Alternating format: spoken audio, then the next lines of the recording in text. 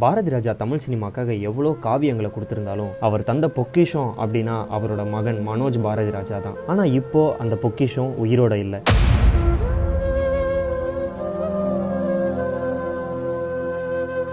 September 11, 1976 Theni மாவட்டம் அல்லி நகரத்தில் பிறந்தவர் தான் இந்த மனோஜ் பாரதி ராஜா. தன்னோட சினிமா வாழ்க்கையை 1999 தொடங்கின இவர் முதல் படமா தாஜ்மஹால் அப்படின்ற படத்துல அருமையான நடிப்புல ஹீரோவா அறிமுகமாகிறாரு. ஆனா அதுக்கு முன்னாடியே தன்னோட தந்தை பாரதி ராஜா கூட பொம்மலாட்டம் அப்படின்ற படத்துல உதவி இயக்குனரா பணியாற்றி இருக்காரு.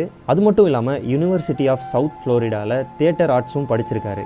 ஒரு இயக்குனரோட மகன் தான் ஈஸியாக சினிமாவில் வந்துடலாம் அப்படின்லாம் இல்லாமல் எல்லாத்தையுமே கற்றுக்கிட்டு வந்திருக்காரு. என்னதான் தாஜ்மஹால் படம் வணிக ரீதியாக ஓடலை அப்படின்னாலும் ஏஆர் ரஹ்மான் மியூசிக்கால பல பாராட்டுகளை பெற்றுச்சு. அதை தொடர்ந்து பல படங்களில் இவர் நடிச்சிருக்காரு. உதாரணத்துக்கு 2001 சமுத்திரம் கடல் பூக்கள், 2002 அல்லி அர்ஜுனா, வருஷமெல்லாம் வசந்தம், 2003 ஈரநிலம் பல்லவன், 2013 அன்னக்குடி, 2015 பேபி, 2021 மாநாடு, 2022 விருமன் மாதிரி படங்களில் இவரோட கேரக்டர்ஸ் பேசப்பட்டுச்சு. அதோட 2008 இருந்து 2010 வரைக்கும் சங்கரோட பிரம்மாண்ட படைப்பான எந்திரன் படத்தில் அசிஸ்டன்ட் டைரக்டராகவும் ஒர்க் பண்ணியிருக்காரு. அது மட்டும் இல்லாமல் அதே படத்தில் சில சீன்ஸில் சூப்பர் ஸ்டார் ரஜினிகாந்த் சாருக்கு டூப் போட்டதும் இவர் தான். 2021 வந்த ஈஸ்வரன் படத்தில் தன்னோட தந்தைக்கே இளம் வயசு கேரக்டராக ஃப்ளாஷ்பேக்கில் நடிச்சிருப்பாரு. அதோட டைரக்டர் ஆகணும் அப்படின்ற ஆசையும் நிறைவேற்ற 2023 மார்கழி திங்கள் அப்படின்ற படத்தை தன்னோட தந்தையை வச்சு எடுத்தாரு. தன்னை வச்சு இயக்கி படம் எடுத்த தந்தையை திரும்ப நடிக்க வச்சு இவர் இயக்கி எடுத்து அழகு பார்த்திருக்காரு.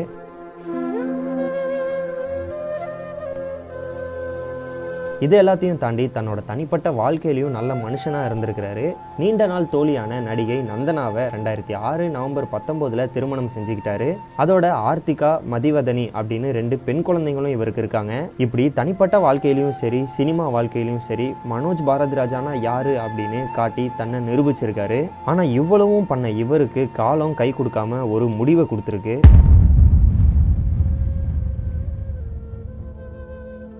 சில நாட்களாகவே உடல்நிலை சரியில்லாமல் இருந்த மனோஜ் பாரதி ராஜாக்கு 1 மாதத்துக்கு முன்னாடி சிம்ஸ் ஹாஸ்பிட்டலில் ஓப்பன் ஹார்ட் சர்ஜரி நடந்திருக்கு. அது முடிஞ்சு சில நாட்களாகவே வீட்டில் ஓய்வு எடுத்துக்கிட்டு இருந்திருக்காரு.